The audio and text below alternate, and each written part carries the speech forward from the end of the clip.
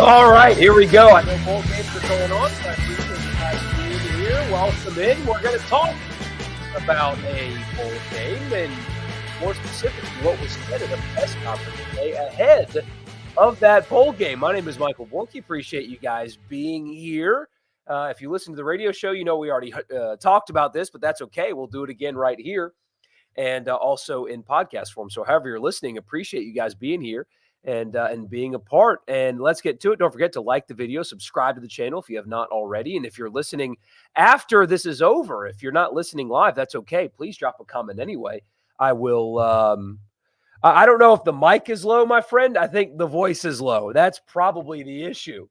It's not the mic, it's me. I've I've lost it, but that's okay. I told the story on the show. And I probably should tell you guys as well how I lost my voice because it's hard to believe.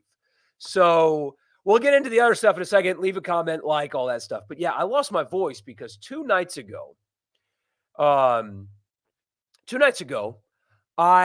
lost it screaming at about 2 a.m. because there was somebody on my back porch at 2 o'clock in the morning. There's somebody on my back porch. And my guard dogs did nothing about it. Love my guard dogs. They just slept right through it. And my back porch in the bedroom is adjacent. They're right alongside, like the window right next to my bed looks at the back porch. So I heard it. 2 dogs, I guess didn't. I heard it. And it was 2 a.m. and it was clear footsteps. There was somebody on my back porch. And so I popped up and I just started screaming, hey, hey, to make my presence known. I keep all the lights in the house really quiet.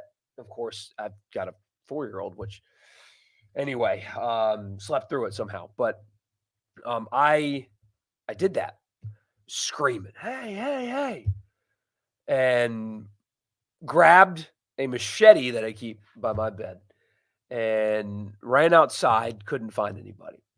Then I heard a door shut in the front, a car door. And so I ran out front and caught the people.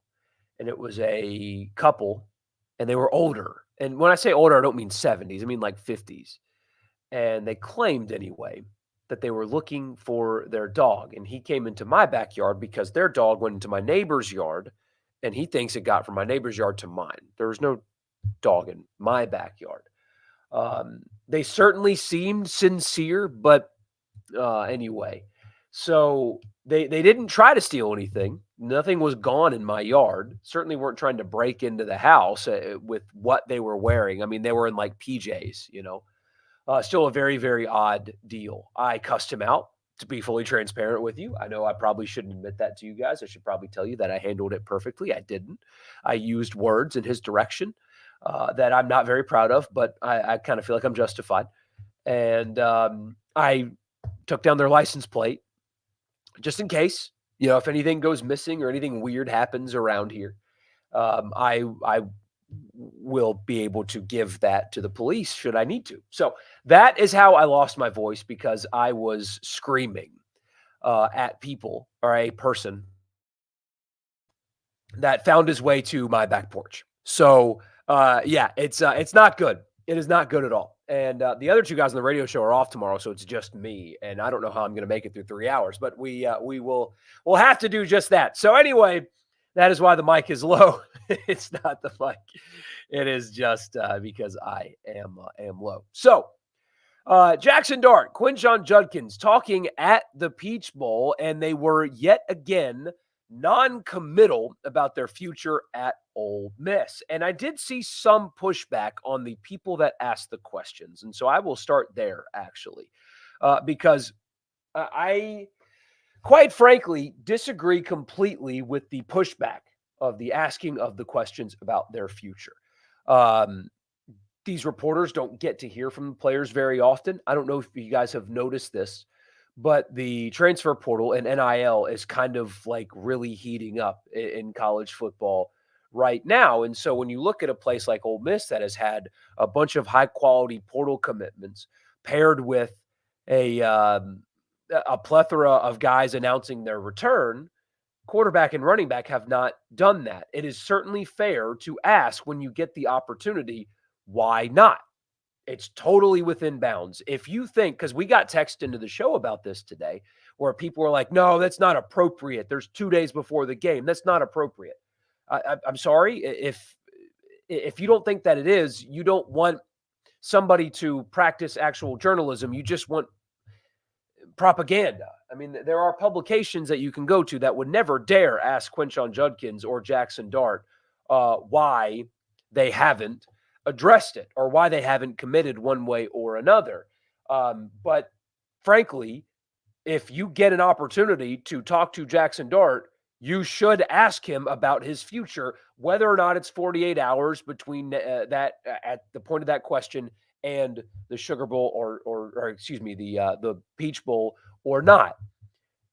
I believe it was Neil McCready that asked both of them. He was completely and totally within bounds asking that question. If you think he wasn't, then you just want somebody to produce propaganda. And I disagree with you. It was appropriate. It was appropriate to ask. And as always, if the question was answered a certain way, you would have had no problem with it. It's because it was answered anyway. So I think he was totally within bounds asking the question. It was fair to ask, and the answers are at least interesting. So there's two kind of angles to look at this from. The first one is just the obvious, and that this, guys, is college football today.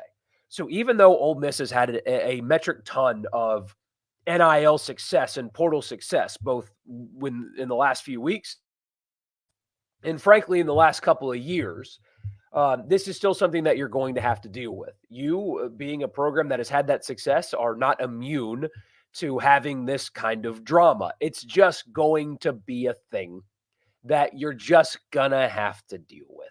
It's just how it is. This is college football today.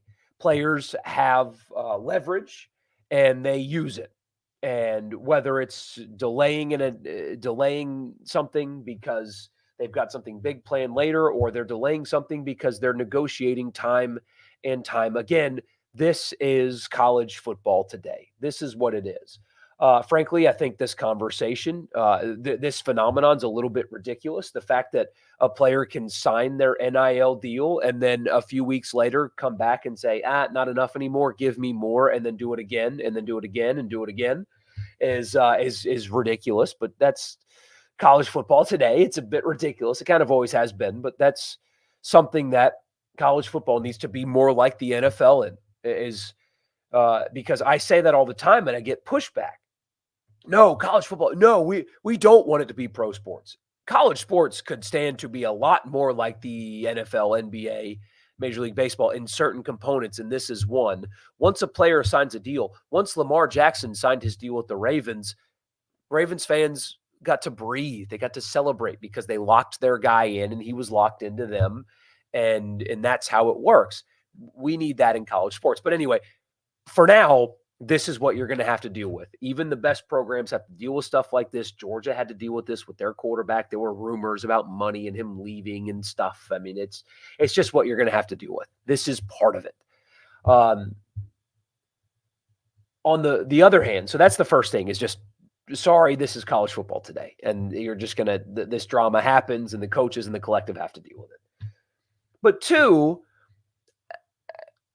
I kind of want you to think about this for a second, because I got messages from people, and I know you guys have talked about it, where people are super concerned about, why haven't they made this decision yet? Are they going to leave? That kind of stuff. Maybe I'm overthinking this or not thinking enough about it. But tell me if this makes sense. Would Trey Harris, Jordan Watkins, and Caden Prieskorn all announce their return to Ole Miss if they didn't know who their quarterback was going to be? Would they have already done that if they did not know who was going to be their quarterback? Probably not, right? Would Juice Wells, who had offers from a lot of people, have committed to and begun the process of enrolling, I assume, to Ole Miss if he didn't know who his quarterback was going to be? Probably not. Juice Wells had a lot of options. Caden Prieskorn would have had a lot of options had he chosen to take them, including the NFL. Trey Harris, I promise you, would have had a lot of options and maybe places that would have paid him more, frankly. And Jordan Watkins, I know for a fact, had options if he wanted them and chose not to. All of those guys chose to stay. Would they have done that without knowing who their quarterback is? No. Would Juice Wells have gone to Ole Miss not knowing who his quarterback is going to be? No, he wouldn't have. Lane Kiffin brought four-year starter Spencer Sanders to Ole Miss last year, knowing that he had Jaxson Dart already. I mean, he had an incumbent starter and still brought in Spencer Sanders. Ole Miss has not been engaged at all in the transfer portal for a quarterback. Not at all. Not at all. And if they were to lose one, they would need to add one. You can't just go into a year with two scholarship quarterbacks. Well, I guess they're going to have three, but still. If they were to lose one, they would go add one. They haven't done that. Lane Kiffin, of all people, hasn't added a quarterback. Hasn't even been engaged in adding a quarterback. Why do you think that is? So maybe the hang-up is they're still negotiating a little bit. Maybe the hang-up is they're waiting for an announcement. I've heard different things. I don't expect either one to be anywhere else next year. I've heard different things for what the holdup is. I have heard that their I'm back videos have been made. I have heard all kinds of stuff, and I'm sure all of you have as well. It makes absolutely no sense for Jaxson Dart to leave Ole Miss. None. Zero. 3-year incumbent starter in that offense with those weapons, leaving, picking up, and going somewhere else. Really, frankly, from a football perspective, doesn't make any sense whatsoever. If he hasn't agreed to one or signed one already, he has a lucrative NIL offer in front of him. They both parties would be foolish to let the other one go, and because of that, they're not going to do so. It is just let me put it this way to you, and then I'll get to your comments. If Jaxson Dart does not take the first snap on August 31st, and he's healthy for Ole Miss against Furman, it will be a shock to literally everybody involved. Everybody. So I would say don't worry about it. It's just kind of part of the deal now. Logically, it doesn't make any sense. If these guys truly were going to go somewhere else, would they really be putting on a uniform for Ole Miss this weekend? Probably not. At least I don't think so. So it really doesn't add up. Doesn't make sense other than they are returning. That's likely going to be the conclusion. Frankly, nobody expects anything other than that. So that's your story of the day, 2 days before the Peach Bowl. But anyway, let's get to it. Why are they waiting until the final hour to give their decision? What is the final hour, though? That's the thing. I mean, I guess they could wait forever, right, if they wanted to. I mean, especially Judkins, right? He's not draft eligible. There's nowhere to go unless he hits the transfer portal. So I don't know. I don't know what the delay is. My guess, it's not a guess. There's negotiating going on, and they'll work it out. Watched a talking head show for Penn State. They all have them winning by 14 plus. Are you missing something? No, I mean, that's what people do.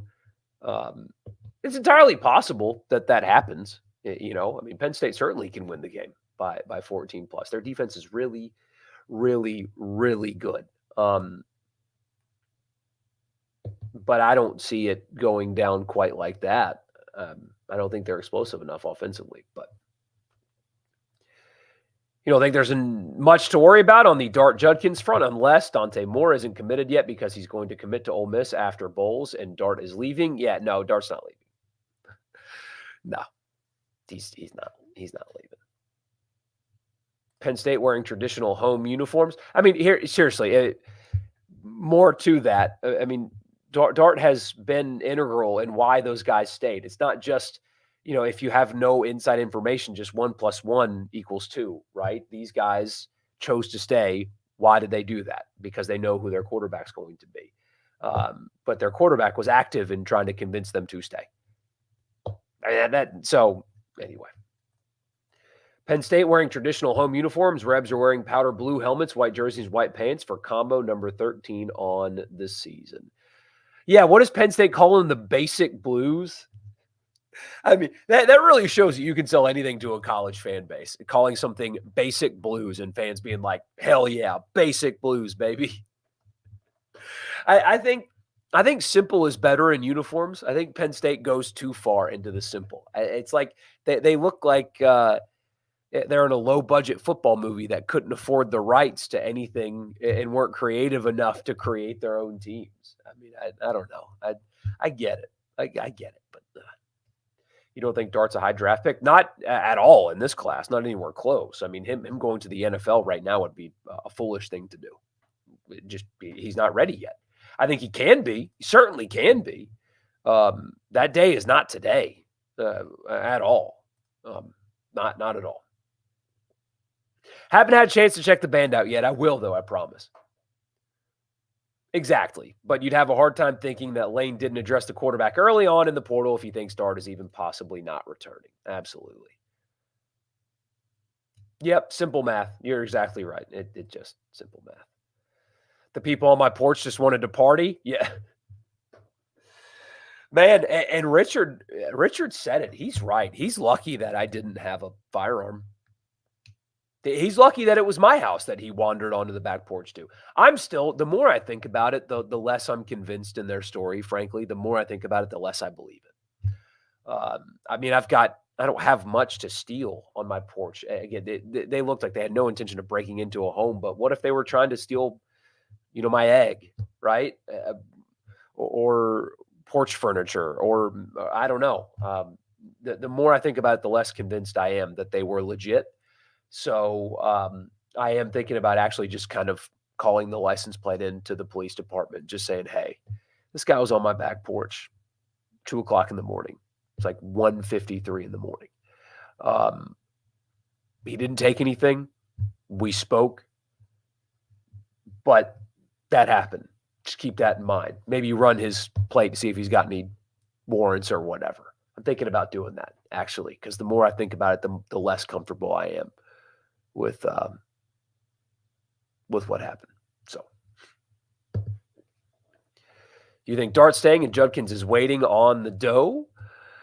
Yeah, that's possible. That is entirely possible. I mean, you've got to understand the pressure that these guys, the stuff that is being said to them, and it's everybody. It's all these guys. The best players in college football, even the ones that stay, the stuff that is getting said to them in tampering it's probably a lot of pressure and just a lot for these guys to deal with. I mean, they're adults, quote unquote adults, they're legal adults, but they're still young people. They've still got a lot of pressure. They're still in school. They're still trying to win football games. They've got girlfriends. They got stuff in their life, and now they've got people blowing up their phone talking about, "Hey, if you came to this school, it would be so much better," and stuff like that. I mean, it's dealing with that is really difficult, I imagine. And I mean, I've heard things that have been said to Quinshon about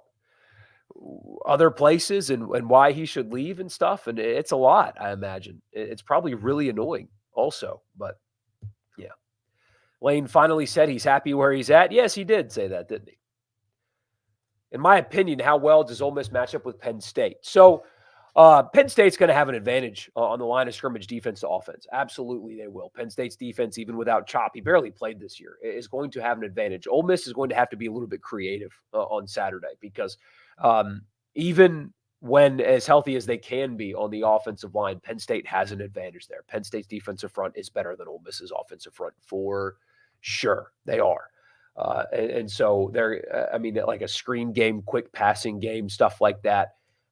Priestcorn is going to have a really good day blocking. The backs are going to have to be good in pass protection, and Dart's going to have to use his legs. I mean, at the end of this season, they really didn't run quarterback much because he was so banged up. They're going to have to in this game. He's going to have to be effective with his legs if Ole Miss is going to have a chance. I think Ole Miss defensively can and will be very aggressive, especially if Penn State's tackle is in fact not playing like most people expect. His announcement was weird. He didn't say if he was playing or not. He just said he looks forward to spending time with his teammates in Atlanta, whatever the hell that means. But I really think that you can rattle um, Penn State's quarterback. It's not an explosive offense to begin with. They're going to try to be physical with Ole Miss. So if you can stop the run early and force them into passing downs, you have them beat because he is very bad under duress. And I think Ole Miss will be able to create um, some of those opportunities. And I wouldn't be surprised if they're a little aggressive in this game defensively because I think they're going to be able to afford to do so, kind of stack the box and focus on stopping the run because it's not an explosive offense. They don't ask Allard to do much. He protects the ball pretty well, but he doesn't test anything ever. They're pretty good at tight end. Is Penn State? His numbers don't reflect his talent. He's an NFL guy. So I think Ole Miss matches up well there. But the key is going to be, can they give Dart enough time to distribute the football? But him running is really the biggest. Tell me how many rushing yards Dart has, and I'll tell you what the final score of the game is, I think. So, it's going to be one of those games where Kiffin and Weiss are going to have to be creative to scheme out of that mismatch. So, you think they're wanting to say they are staying after a win in the bowl game to make it special? Maybe so. 24 Ole Miss should be an interesting story to average college football if NIL portal can bridge the gap to elevate a, quote, rest of us team to legitimately challenge for a title. Ole Miss, and you can throw Missouri in there as well. Missouri is also kind of loading up to try to make a playoff run this year. So those are two teams to watch in the SEC and in college football as a whole, like you said, is if they can pull this off, there's a blueprint for other teams to do it like this as well. If Missouri and Ole Miss kind of fall flat, then the divide is what it's always been. How are you going to get answers if you don't ask the questions? Exactly. And again, I think it is, if you're going to put those players on the podium and all of their teammates have committed to returning, but them, it's well within bounds to ask. It's simply within bounds for them to ask. 100%. Don't bemoan reporters for asking questions. It's their job. Everyone in the media is picking Penn State. I understand why. I mean, defense is really, really good. I get it. I truly do. I mean, I expect a tough, low-scoring game where every possession is going to feel like it matters a lot.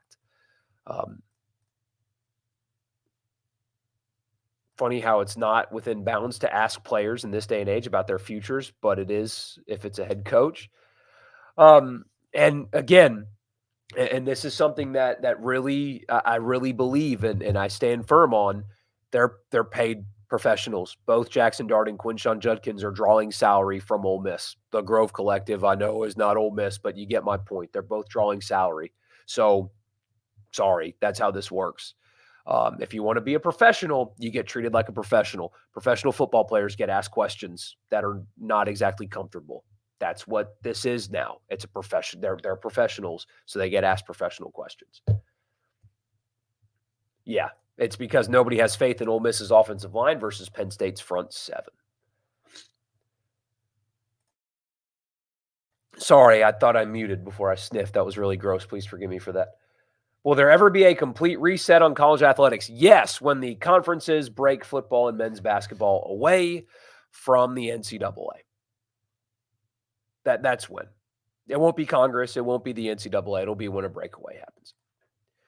Take Ole Miss and the points and feel good about it. Penn State can't score with you, and they don't have a single win that's even a solid win. They've been my, quote, ranked by record only team all year.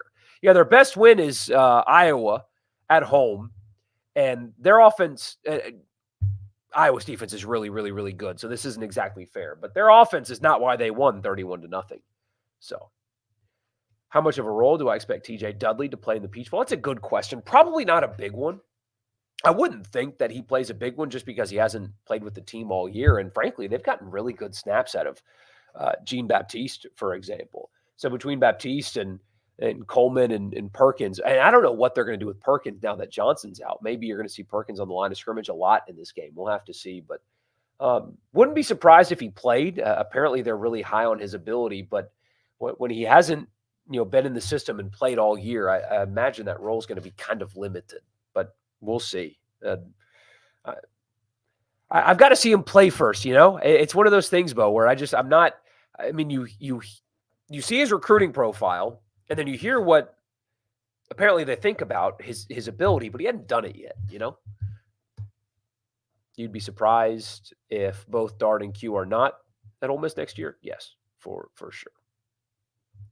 The meltdown at State is biblical. Earth scorched. Yeah. Oh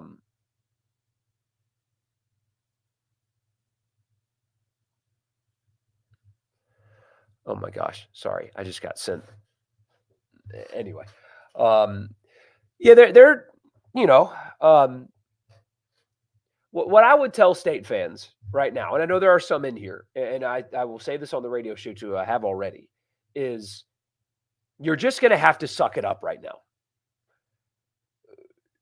This is kind of Ole Miss's moment. It just is. There's nothing you can do about it.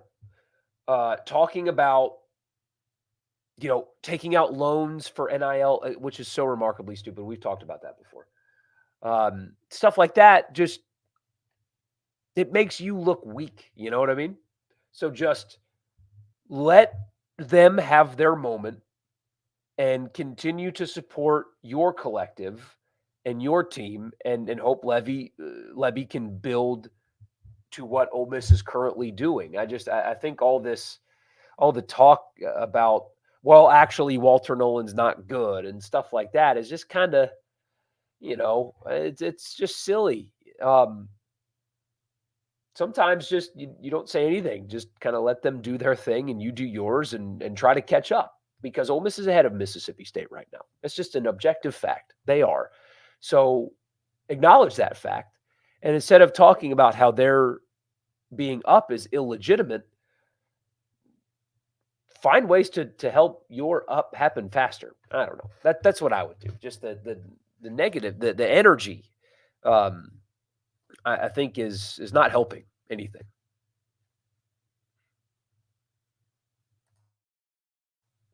You could be wrong, but you think Judkins is looking to transfer due to NIL? I don't think he's looking to transfer.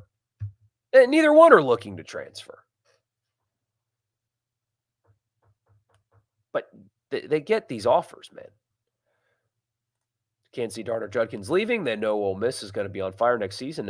You think they announce after the bowl game to get everyone pumped up about 24? Good to see you from Alabama. Glad you're here. If Judkins gets the crazy bag offer from somewhere, let him walk. You can replace 90% of Judkins and any running back for way less. We don't have enough data across all levels. You don't pay or we have enough data across all levels. You don't pay the running back. As far as I understand it, he has got a very substantial offer in front of him. Probably one that is would be too large for most people's liking, but as far as I understand it, the offer is there. So I could be wrong, but frankly, at least one offer has already been agreed to, and that's how this goes sometimes.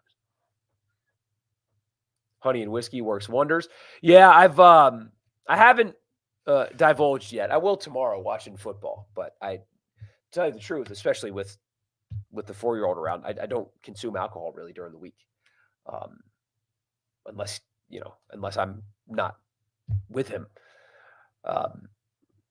So yeah, but I will. I'll fix this voice eventually over the weekend for sure. I'll try to not talk very much.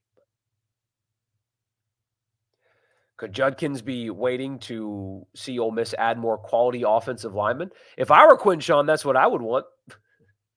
It's possible. I wouldn't be surprised at all if that's something that he's been waiting on. Who has a better roster in 2025, Ole Miss or State? Ooh, that's a good question. That's a good question. Tell me what kind of year State has first.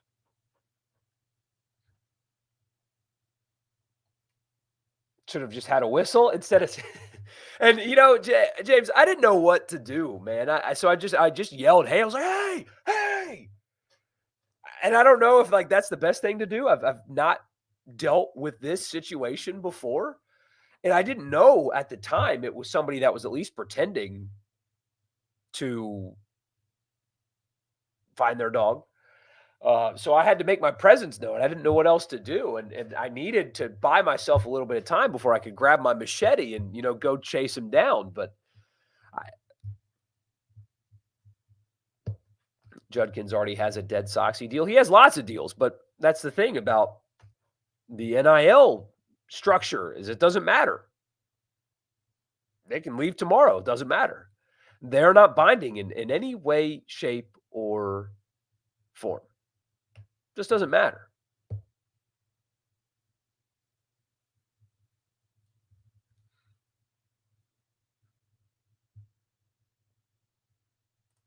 Bowls have lost their luster in recent years, but I think they're extremely important for fan morale and collective donations. Absolutely, they are. Yes. Beat Penn State, and the Grove Collective gets a lot of money. Lose Penn State, may not get as much. I mean, truly, there is nothing. I said this, I think, last time I talked to you guys. There is nothing more intoxicating than winning your favorite team winning games. There's nothing more intoxicating. And if Ole Miss beats Penn State on Saturday and the Grove Collective sends an email out, people are going to immediately give money to it right away. How much, how valuable is that? I don't know. But yes, there's absolutely something there when it comes to offseason morale and momentum. 100%. A bowl win can really help with kind of changing the taste of a mediocre season. And it can also kind of ruin what was otherwise a really good season.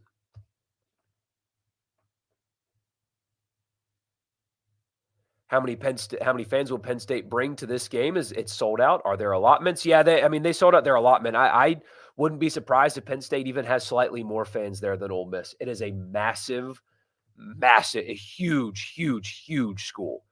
Like what? Almost 4 times larger in student enrollment than Ole Miss. It's like 88,000, which they have an online school, which helps that. But still, I mean, the on-campus school is still like 3 times bigger than that of Ole Miss. It is a huge fan base, massive fan base. They will travel well.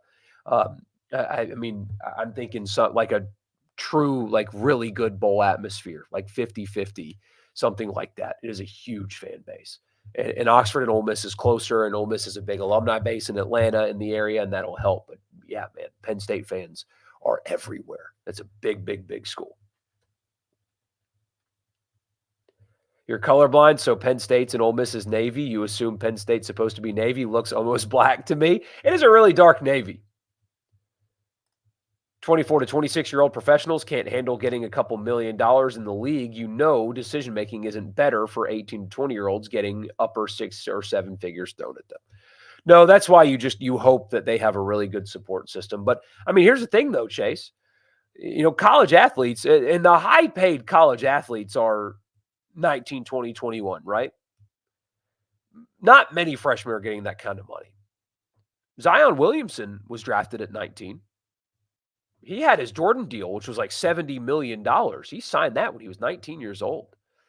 I think I can't remember the exact numbers of his rookie deal, but I think it's like 9 or 10 million a year was his rookie deal at 19, So you have that phenomenon in other sports. You have professional baseball players fresh out of high school. You have 19-year-old NBA players in basketball. You have Olympians that are in high school, right? So, this isn't an unprecedented thing that the college football players are going through right now. Bowls offering NIL will definitely help opt-outs, but you think bowls being more creative and fun will help too. I know for me, getting to eat a huge Pop-Tart after the game would entice me to play. They looked like they were having fun, didn't they? I mean, the Cheez-It Bowl, all that looked like it was a lot of fun. I mean, these games are doing this right. Some of them are anyway. And the players that don't opt out seem to be like they're having a really good time. Yes, Penn State has 2 interim coordinators, offense and defense. So, and you would think that would give an advantage to Ole Miss, but Kiffin said in the press conference that it kind of doesn't because you have no idea what the new play caller is going to do. Now, you can't really change scheme very much. It's probably a difficult thing to do, an impossible thing to do, I would imagine. But that's still, you're going to see stuff that you haven't seen on film. So, if anyone knows anything, it's Walker Jones, but you don't expect him to let the information out. No, they let the players do this on their own. They do. Do I think if Ole Miss scores 24 points, they win? Yeah, I think so. First to 24, I think wins the game. Now that I said that, it's going to be a super high scoring game. But yeah, first to 24 makes sense to me. For sure. It will not. I do not think Penn State is capable of having a game like the LSU game for Ole Miss earlier this year. Over under 2 trick plays. Over. Oklahoma's down 10 to Arizona in the first quarter. Yeah, so the Jaxson Arnold era, I'm not watching, obviously, because I'm talking to you guys, but the Jaxson Arnold era getting started tonight, they kind of forced I don't know if they forced Gabriel out, but it seemed like both sides were willing to move on. And Jaxson Arnold is 3 for 7 with an interception. So, Ole Miss and State arguing with each other recently has made me the human embodiment of the Peter Griffin, oh my gosh, who the hell cares gift? No doubt. Is Bentley coming back? That's the word, but I'm not entirely sure. I'm not 100% sure, but that is the word. So, history says it'll flip back to State in the next few years. I've just been enjoying the honeymoon phase of Lebby. I can say the offense will score 50 a game, and no one can tell me different. I feel so bad, man, for Eastern Kentucky. I really do. That's gonna, oh man. But yes, I mean the Lebby offense is going to be good. That I would be beyond shocked if that doesn't work. If that aspect of it doesn't work. If he as a head coach doesn't work, that wouldn't surprise me. I don't expect it, but like you wouldn't be surprised, right? If a first-time head coach for whatever reason doesn't work out. I would truly be shocked if offensively they're not quite good. That's all he knows.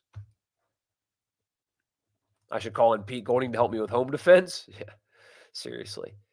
Jokes aside, glad you're okay. It was a very, man, I couldn't go back to sleep. My adrenaline was pumping so much. I could feel like my heart, truly feel my heart beating for like an hour and a half.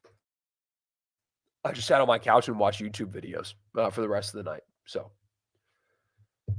to me, the dark colors on my 2 flags look black. Well, they kind of do look black, but you can see the contrast, I think, in the TV right there in the flag, can't you? Or are you that colorblind where you can't even see the difference there? But yeah, they are both dark navy blue. So, worst case scenario, Ole Miss starts 6-0 next year, drops 3 of 4 to LSU, Oklahoma, and Georgia, and finish 9-3. Dart leaves, Judkins leaves, all the wide receivers move on, and Kiffin decides that was the best shot he will get and decides it's time to go to the NFL or a place like Orion Day if he loses to Michigan again. If the worst comes to worst, what's the temperature for Ole Miss fans? Oh, man. I don't know. I'm really, I know you hope that it happens, but for the sake of content, you hope it doesn't happen. I am curious to see how the fan base would handle investing what they've invested to underachieve in 2024. I don't think that would particularly go over well considering the financial investment that is going into this roster. So, do I think Ole Miss has a chance of getting Stewart from A&M? I don't. But, I mean, I thought Nolan was a long shot too, so what the hell do I know? But if I were Stewart, I would look at the Ole Miss wide receiver room and think, yeah, I mean, is this the best place for me? And not because the offense can't have wide receivers produce at a high level. It's just like, I mean, you've got Wells and you've got Watkins and you've got Harris. Like, how many receptions how many targets are you going to get? There's only one football to throw. And it's a kind of a heavy running offense. So I would think that it'll be kind of hard for Ole Miss to recruit him considering what they have in that room right now. One of the often overlooked benefits of a bowl game is the extra practice time. You can't buy that. You can cut the NIL values on these sites in half. Yeah, On3, it's just so stupid. Their NIL valuation algorithm is it makes people believe things that just simply aren't true. That's what it is. Ulysses Bentley can return. I'm just not sure if he will.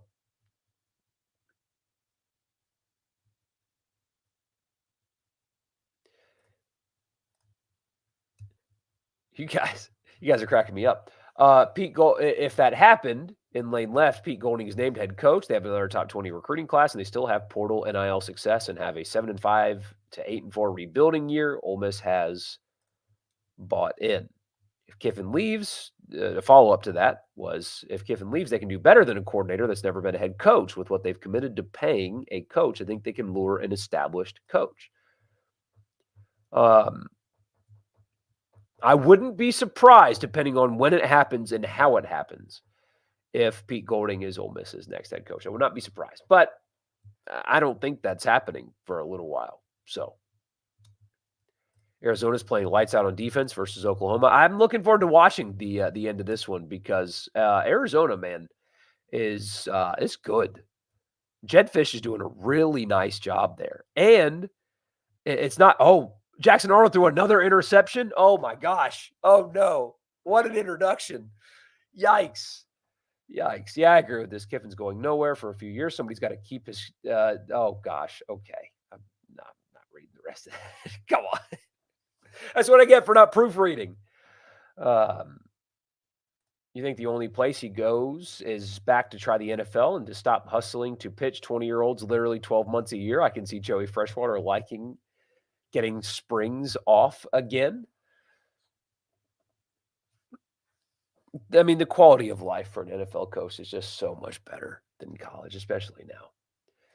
Do I ever think NIL payments from collectives will be made public, at least like public schools around the country, much like coaches' salaries? Yes, I do think eventually we will get there, but it will be because they will become employees. So eventually we will know what they're getting paid. Yes. Yeah. And to think Mississippi State beat Arizona. No kidding, man. No kidding. That's a really good Arizona team. Jaxson Arnold's making you happy he didn't want to follow Lebby. And hey, we're getting the same thing. We're getting the same thing with Tennessee because Milton opted out, and now I'm a believer is starting for Tennessee. And remember, he was the $7.5 million quarterback, rumored anyway. One of those quarterbacks got a contract because the Athletic obtained the contract that had the dollar figure on it. So, who has a better quarterback in 25, Ole Miss or State? I will go with Ole Miss on that one because I think Shapen's got multiple years of eligibility.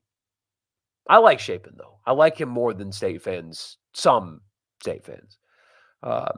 I think that he will do well in that offense. It fits him better, and he will be coached better.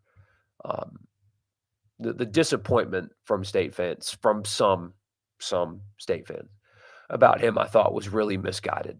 I think he was a nice pickup.